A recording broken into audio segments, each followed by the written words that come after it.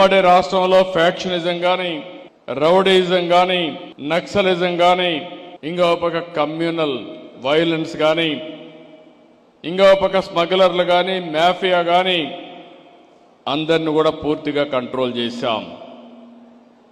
నేను ఎప్పుడు కూడా ఎప్పటికప్పుడు టెక్నాలజీ కూడా ఉపయోగించుకోవాలి. ఈరోజు మనందరూ ఇక్కడ ఉన్నారు.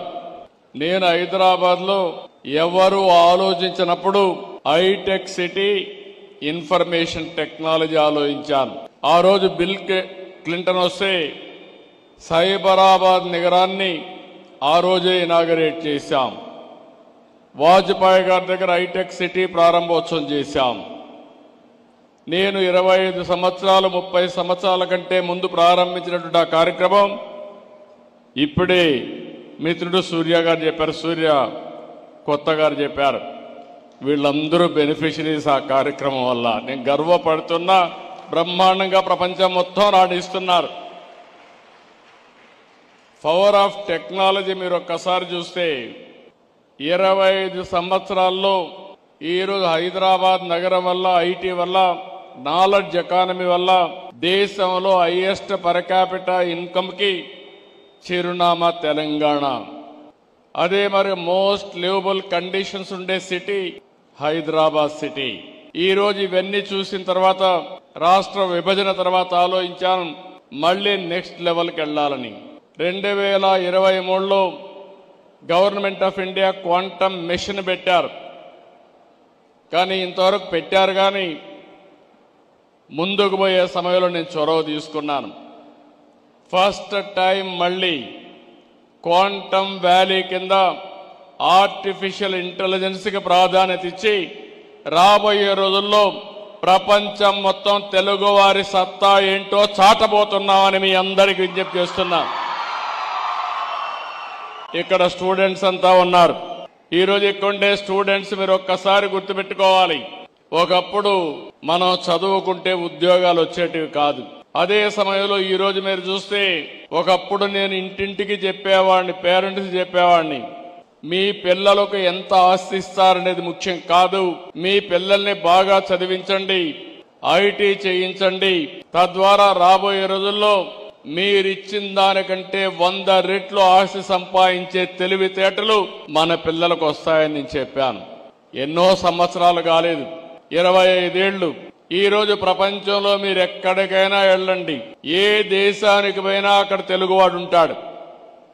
ఇంకో పక్క ప్రపంచంలో ఎక్కడైనా పాష్ లొకాలిటీ, మంచి డెవలప్ అయిన మంచి లొకాలిటీకి పోయి అక్కడ తెలుగులో ఒక గట్టిగా అరిస్తే చుట్టుపక్కల ఉండేందరూ గ్యాదర్ అయ్యే పరిస్థితి వస్తుంది. అది తెలుగుదేశం పార్టీ ఈరోజు ప్రపంచం మొత్తం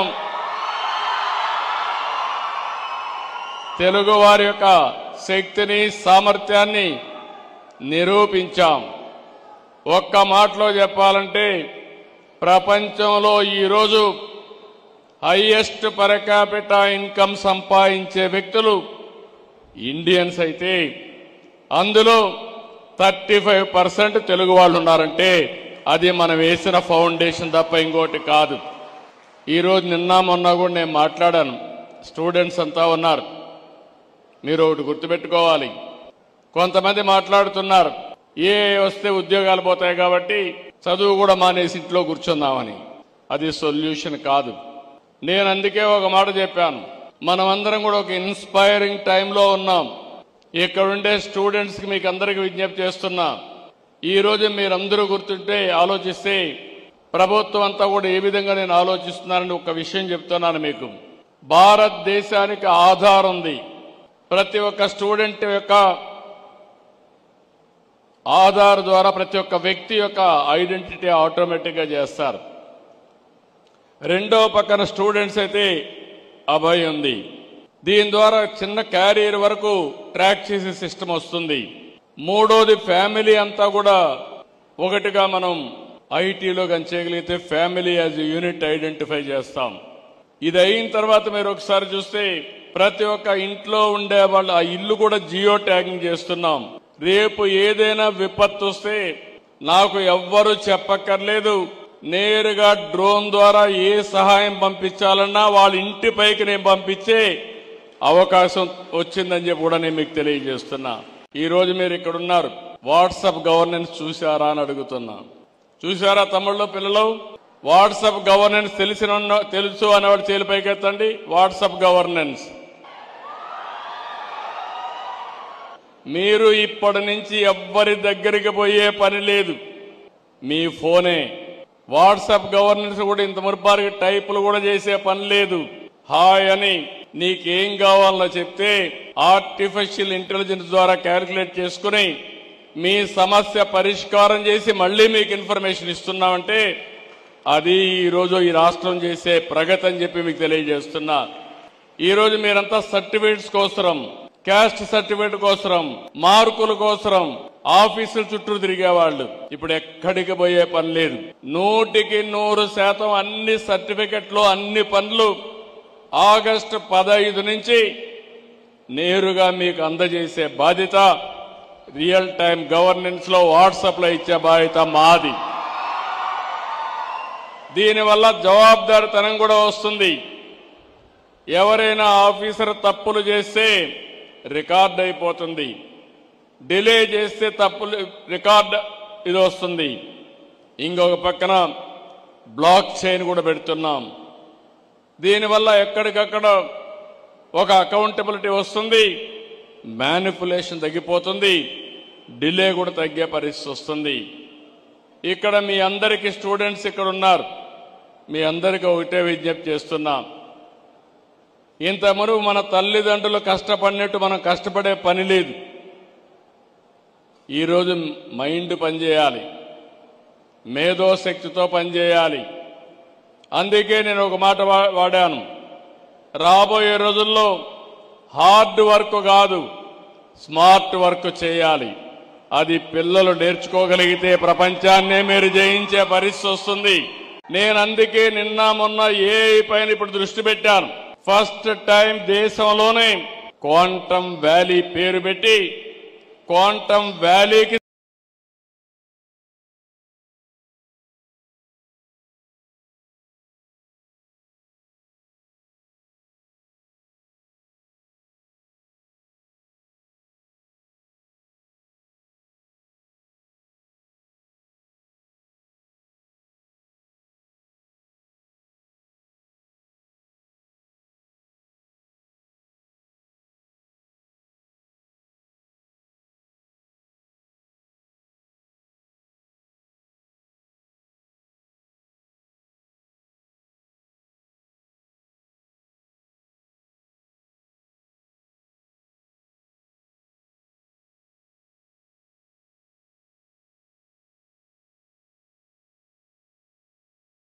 ఇక్కడ పోలీసు విభాగం మీరు ఒక్కసారి చూస్తే దీని ద్వారా ఒక పెద్ద ఫ్రెండ్లీ పోలీసింగ్ కి శ్రీకారం చుట్టడం కోసం ఆలోచిస్తున్నారు.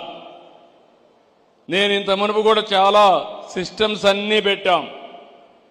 హౌస్ లాక్ సిస్టమ్ అని, ఎవరైనా కానీ దొంగలు వస్తారంటే ఇంట్లో నుంచి ఎక్కడన్నా బయట పోయినప్పుడు, లేకపోతే ఓసారి టూరుకు పోయినా, బంధువుల ఇంటికి పోయినా పోలీసులకు ఇన్ఫార్మ్ చేస్తే పోలీసులు ఆ సిస్టమ్ ఇంట్లో పెట్టి ఎవరైనా ఇంటి జోలికి వస్తే ఇమ్మీడియట్ గా పోలీస్ స్టేషన్కి అలర్ట్ వస్తే దానిపైన యాక్షన్ తీసుకునే విధంగా పెట్టాం. అదే సమయంలో ఒకప్పుడు మీరు ఆలోచిస్తే పోలీసులంతా కూడా ఒక బాడీ ఓర్న్ కెమెరా పెట్టాం. అవతల వాళ్ళతో మాట్లాడుతూ ఉంటే ఇద్దరు రికార్డ్ అయ్యేటివి. నిన్న మీరు చూశారు ఈ జిల్లాలోనే, పక్కన పల్నాడు జిల్లాలో ఏం జరిగిందో మీరు చూశారు. అంటే బుకాయించేసి తప్పు చేసి మళ్ళా ఎదురుదాడి చేస్తున్నారంటే ఎలాంటి విధానాలు ఉన్నాయో మనం ఒక్కసారి గుర్తుపెట్టుకోవాల్సిన అవసరం ఉంది. అందుకనే ఇక్కడ మీరందరూ చూసినప్పుడు నేను ఒకటే మీ అందరికీ హామీ ఇస్తున్నా, టెక్నాలజీతో జీరో క్రైమ్, అది ఏదైనా కావచ్చు. రేపు రాబోయే రోజులు ఇష్టానుసారంగా గంజాయి అమ్మతాం, గంజాయి సేవిస్తాం, గంజాయి పండిస్తాం.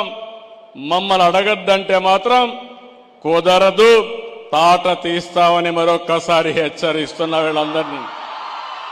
ఆడబిడ్డల్ని గొడవ చేస్తాం, వేధిస్తాం, లేకపోతే అత్యాచారాలు చేస్తాం, కానీ మమ్మల్ని అడగద్దంటే ఒకటే హామీ ఇస్తున్నా, అదే అలాంటి వారికి చివరి రోజు అవుతుందని మరొకసారి హెచ్చరిస్తున్నా. తమాషా అనుకోవద్దండి. ఒకప్పుడు లేనప్పుడే చూపించా, టెక్నాలజీ లేనప్పుడే చూపించా. ఇప్పుడు పగడ్బందీగా టెక్నికల్ ఎవిడెన్స్ అంతా పెట్టి ఎవడైనా తప్పు చేస్తే తిరిగి తప్పు చేసి ఆలోచన లేకుండా ఏం చేయాలో చేసి చూపిస్తుంది ఈ ప్రభుత్వాన్ని మరొక్కసారి మీ అందరికీ తెలియజేస్తున్నా. ఈరోజు మీ అందరికీ జ్ఞాపకం ఉంటుంది, Vivekananda Reddy murder case break through వచ్చింది. ఆ రోజు గూగుల్ టేక్అవుట్ లో వచ్చింది. ఎప్పుడు జరిగింది, ఏ విధంగా జరిగింది, అన్ని విషయాలు బయట వచ్చే పరిస్థితి వచ్చింది.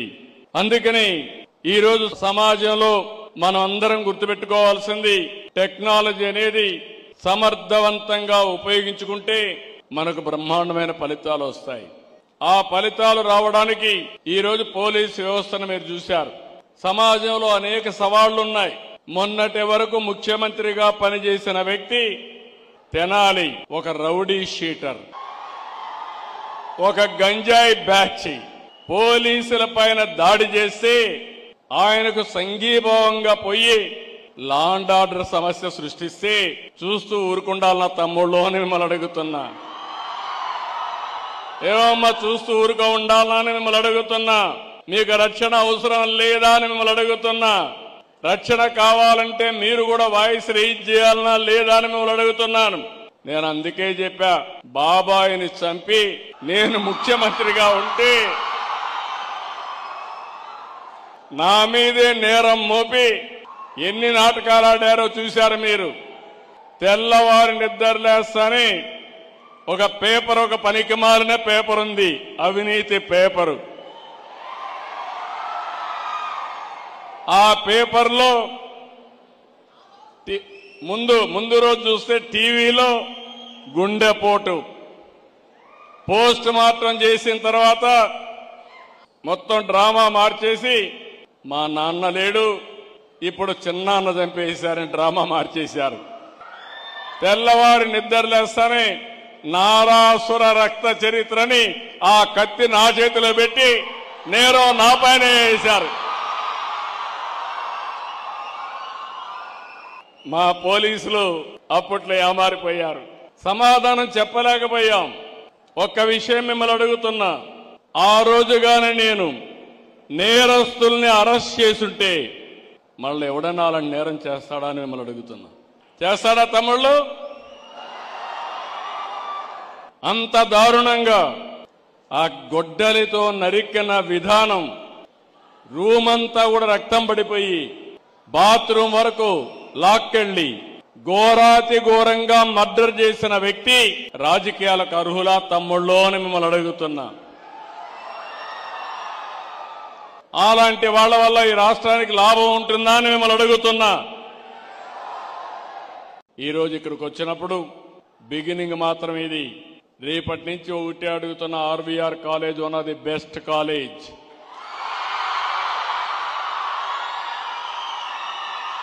నలభై సంవత్సరాల చరిత్ర ఉన్న కాలేజ్ ఇది. ఒకప్పుడు గుంటూరు అంటే గుర్తొచ్చేది ఆర్వీఆర్ కాలేజీ.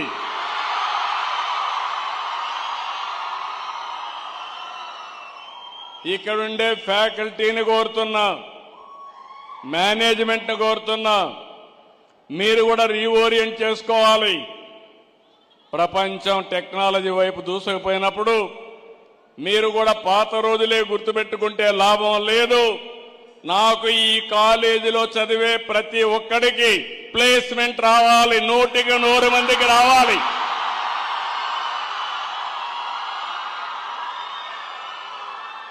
కనీసం ఒక 30-40% మన పిల్లలు ఇక్కడి నుంచి బయట వెళ్లే రోజుకి స్టార్టప్ కంపెనీ ఆలోచనతో ఇక్కడి నుంచి వెళ్ళాలి.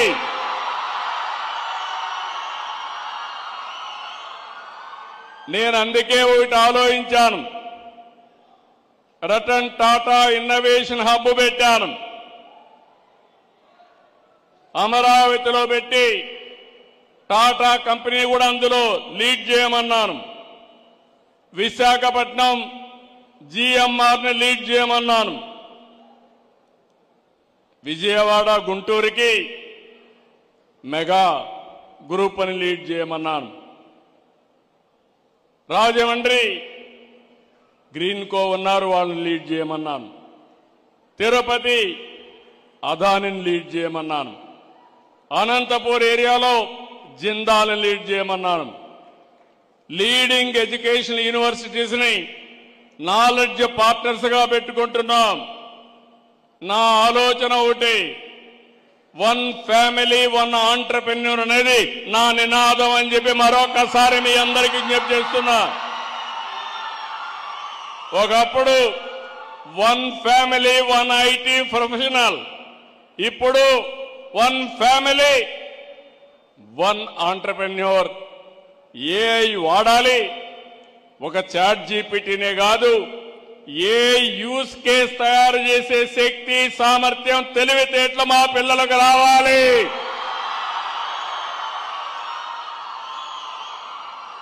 అమెరికాలో సిలికాన్ వ్యాలీ ఉంది,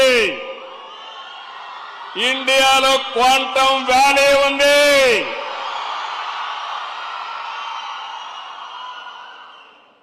మీ బ్రెయిన్స్ అన్ని క్వాంటమ్ వ్యాలీకి ఆల్గరిథమ్స్ రాయాలి,